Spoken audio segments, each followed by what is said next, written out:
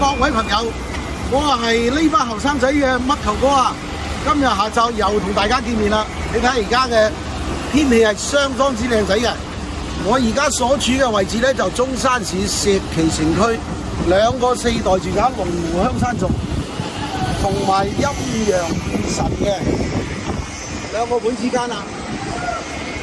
嗱，呢一片區嚟講咧，佢嘅位置咧就相當之成熟同埋優越嘅，再加上呢邊嘅居住嘅氣氛咧就相當之成熟噶啦。咁其實呢個板塊嚟講咧，特別呢兩個4代住宅，嗱，你好似龍湖香山族，佢都有佢嘅優點，佢而家都賣到相當之好嘅。佢40幾畝地，但係12棟嘅住宅，而家嚟講咧差唔多清盤噶啦，剩翻10零20套嘅啫。你睇下佢外觀嚟講係相當之時尚嘅，相當之時尚嘅。但係講真，樓佢咧，我感覺就密咗少少。當然佢賣得咁好嘅話咧，市場上都係接受嘅。仲有呢邊嘅陰陽與神嚟講咧，佢今年1月份先至開盤嘅啫。其實而家嚟講，佢賣咗都超過咗一半。同埋，尤其係嗰個119方嗰啲已經係全部清晒㗎啦。啊，佢剩翻嘅貨都唔會太多嘅，我相信亦好快會清晒。咁佢呢一個盤嚟講咧，佢嗰個有一個特點嚟講咧係唔同嘅。嗱，你睇睇嗰啲陽台嚟講咧，佢係響主人房出嚟嘅喎，同我哋傳統上嘅大廳出陽台咧就有少少唔同。呢個嚟講咧，客戶相當嚟講咧，亦有一部分係接受嘅，但係當然，如果唔會接受嘅客戶就唔會為佢買單啦，係咪啊？但係總體上嚟講，佢賣到非常之好嘅，因為每一個樓盤嚟講咧，佢一定係有佢嘅優點，同時亦有佢嘅缺點，唔可能100%係滿意嘅，呢個只能夠將就。但係呢兩個盤嘅佢嘅客戶群體嚟講咧，相當一部分嚟講咧係本地客戶。佢因為嚟講咧，佢個門檻比較高，基本都過200萬起步嘅，所以嚟講咧，普通嘅剛需，佢係唔會買呢度。基本上都係有一定嘅實力嘅本地客戶，同埋嚟講咧，鎮區嘅，仲有相當一部分嚟講咧係港澳人士同埋華僑嘅，佢接受呢個價錢，佢就能夠接受佢嘅每一個盤嘅缺點，佢都會出手買。市場認好嘅就係最好嘅，因為嚟講咧，樓盤嘅價值永遠都係在於地段都係地段嘅，呢個係李主任所講啦，因為我喺實際嘅平時帶客戶啊，同埋嘅成交之中咧，有唔少客戶嚟講咧，尤其係港澳客戶嘅，佢就同我講到，佢話好彩嚟講喺中山買咗，冇去肇慶啊，甚至嚟講好偏遠嘅地方買，甚至嚟講中山嘅咩神灣啊，正所謂有拉士嘅地方買咗，但係佢就冇跟啲朋友嚟買咁偏僻嘅位置，最後嚟講佢都係選響呢個區域嘅。因為呢個片區嚟講咧，佢係非常之優越，兩個地鐵站，石岐中嗰個石岐站同埋旗杆道站都係1公里嘅範圍嘅啫。仲有行出去嚟講10分8分鐘嚟講咧，就係你包括11點啊，佢早餐啊同埋宵夜都做到相當之好嘅。仲有你話想食石岐乳鴿嘅，一個係本地人最中意去邊度咧？一個錦香居啦，同埋嚟講就金鳥天啊，仲有嗰個麥家舊啊，呢啲都相當之唔錯嘅。大部分嘅自駕嚟中山嘅，或者係有旅行團嘅，可能佢就係認住石岐鴿。但係講真，我哋本地人係比較少去呢間嘅，各有各嘅長處啦，係咪？各有各嘅優點。通常喺中山嘅酒樓嚟講，做乳鴿都唔會做得差嘅。如果做得差，基本上唔使做啦。尤其係嗰啲上一定升級嘅嗰個酒店，你包括嗰個國際啊，同埋海港城啊，或者係比較做得比較好嘅傳統，都唔會差得去邊度嘅。佢個出品一定係有翻咁上下嘅。好，言歸正傳啦。咁而家嚟講咧，買呢片區嘅，尤其本地客戶嚟講，買呢一片區嚟講咧，就好多都中意佢嘅配套啦，佢嘅地段啦，仲有嚟講咧就呢間學校旗江實驗小學，嗱呢個黃色頂嘅。當然港澳嘅朋友嚟講咧，可能佢就唔需要學區嘅，唔需要讀書嘅，但係你呢間屋嚟講咧，帶咗呢度咁優質嘅學區，呢個旗江實驗小學同埋石岐中學嘅學區，對你嘅樓嘅價值同埋你將嚟賣出去嘅話，你都容易俾人接受好多嘅，同埋個價值都會喺度啊，係咁樣嘅。咁另外咧，而家4代住宅嚟講咧，就有一個叫做綠城江山和明嚟講咧，佢就今個月底就開館噶啦，同埋開嗰個樣板房噶啦。而家嚟講咧，就處喺嗰個凍資嘅階段，凍資5萬蚊嚟講咧，佢係會有到時優先揀盤，同埋有個額外98折嘅優惠嘅，俾咗有20-30套嘅特殊嘅優惠俾我哋，可以揾我嘅。另外咧，呢一片區嚟講咧，相當一部分客可能就係一下嚟講就將天明東華閣呢個盤嚟講咧，就冇留意嘅。好多博主亦可能嚟講咧，亦疏忽咗。我可以帶大家去睇睇嚟講呢一個盤，因為佢嘅位置、佢嘅配套同呢兩個4代住宅係完全一樣嘅。佢嘅質量嚟講咧係相當之 OK 嘅，因為佢係本地嘅開發商，佢係做咗有10個8個盤㗎啦。從天明花園嘅 A 區、B 區、天明苑、天明紅庭、天明裕華庭，仲有天明嘅海怡灣，做咗好多款㗎啦。佢嗰個質量啊，同埋嗰個裝修嚟講咧，而家東華閣嚟講，佢可以帶裝修唔帶裝修，佢都相當之喺本地人之中係有一個比較好嘅口碑嘅。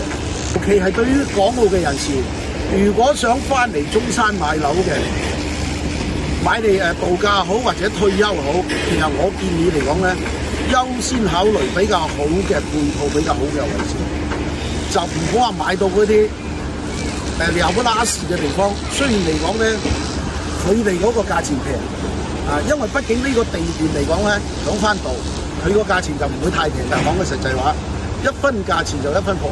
當然你話你成班朋友嚟講咧，都係響神灣啊，或者係坦洲啊，或者三鄉嗰啲比較偏僻嘅地方買咗嘅。大家成班朋友為咗方便，為咗玩埋一齊，都可以買嗰邊就冇問題嘅。但係假如嚟講你唔考慮呢一點嘅，或者考慮嚟講本身嗰班朋友都係響石岐啊，或者響博愛路一帶買咗嘅話，我覺得呢個片區嚟講係可以重點考慮嘅。啊，我不妨帶大家去睇下東華閣呢個屋苑啦。嗱，而家嚟到嗰個天明東華閣下邊嘅街鋪嗰度，佢呢邊嘅鋪嚟講都全部開晒㗎啦。咁你話想飲下午茶嘅，或者食下平時嘅簡餐啊，蘭芳園嘅出品啊係唔錯嘅。仲有嚟講咧，仲有 KFC。你話想食湘菜嘅，呢度都有嘅。佢所以呢邊嘅位置嚟講咧，其實我覺得比綠城江山和明啊，甚至同埋嗰個2個4代住宅龍湖同埋陰陽與神嚟講咧，其實個位置係更加好嘅。好，我哋再入去小區睇睇佢嘅情況，睇下個綠化 ，OK。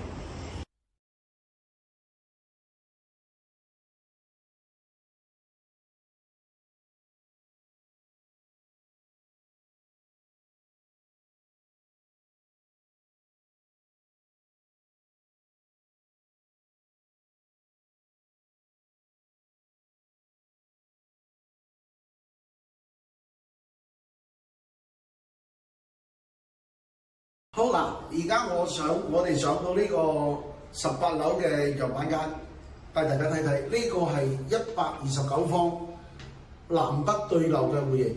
嗱，呢個一入門口呢度咧，嗰幾方嘢係公共地方，但係你可以自己私家用嘅。你只要唔擋到呢個逃生門同埋呢個防煙門就 O K 㗎啦。我哋入到嚟，嗱呢啲門嚟講咧，相當之厚重嘅，佢連密碼鎖俾埋你。入到嚟講嗱，呢個廚房位嚟講咧，個空間都 OK 嘅。仲有佢出邊有一個工作嘅陽台，出邊可以擺下洗衣機啊、乾衣機啊，都 OK 嘅。或者嚟講咧，佢因為呢個屋苑嚟講咧，佢可以無區或者係嗰個裝修未交付嘅。咁咧而家佢新嘅樣板房咧，佢好快出嚟嚟講咧，佢到時呢個廚房係可以完全推咗出去嘅，完全推咗出呢個空間就更加之大啦。嗱，咁樣呢個係南北對流嘅戶型哦，呢個咧就係客廳位置嚟嘅。個開間嚟講咧，大概都有成4米多少少，其實都我覺得129方嚟講已經算係唔錯噶啦。呢個位嚟講咧，你呢個房嚟講，如果你空間夠嘅，房夠嘅，你可以直成日攞去做翻一個飯廳都可以嘅，或者做一個茶室啊，嗰個書房啊都 OK。嗱，我哋出嚟睇睇呢一個大嘅陽台啊！哇！呢個陽台嚟講咧，超過10個方啊，佢係送咗一半俾你喎。你睇睇呢個戶型，嗰個線條嚟講確實好靚仔。佢呢個咁樣嘅戶型嚟講，我係見過東華閣天命嘅樓嚟講咧係有嘅，包括天命豪庭啊、天命耀華庭嚟講咧都係有嘅。佢係響嗰兩個樓盤升咗級之後，再打造呢個東華閣嘅。而家我18樓嚟講咧，你睇睇周圍嘅環境。成個石田同埋東區嚟講，大半個啦，係咪盡收眼底啊？完全係無遮擋嘅事嘅。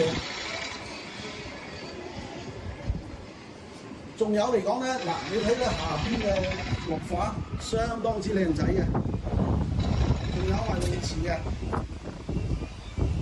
佢樓盤就唔大，但係嗰個綠化嚟講咧，做到相當之 OK 嘅。仲有嚟講咧，佢呢個陽台咧就係可以喺呢個房嗰度直接出嚟嘅。如果你自己想將呢度封咗佢都得 OK 嘅，將呢度封咗佢。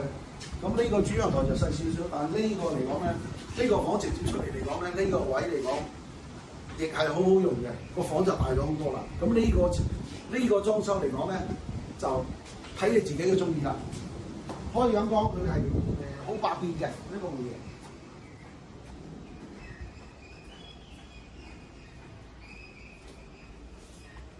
公衞啦，嗰啲嚟講咧，佢呢一個積嚟講咧，佢可以做到3個衞生間嘅。嗱，呢邊嚟講，仲有一個細嘅衞生間。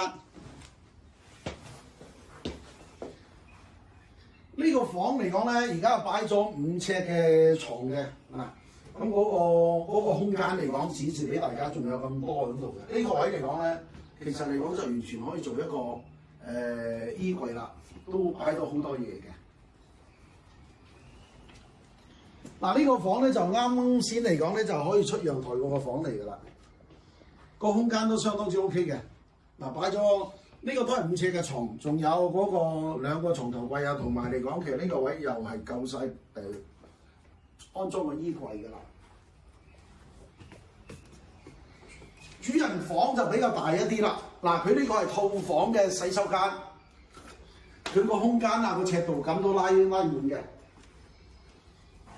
嗱，而家嚟講咧，佢呢個主人房擺咗6尺嘅床，個採光面啊相當之大啦。仲有嚟講咧，佢衣櫃啊，好似呢啲衣櫃佢做好晒俾你嘅，佢嗰個都相當之靚嘅。佢個裝修同屋自己嘅裝修嚟講都係冇乜差別，佢都做到算係比較靚仔嘅。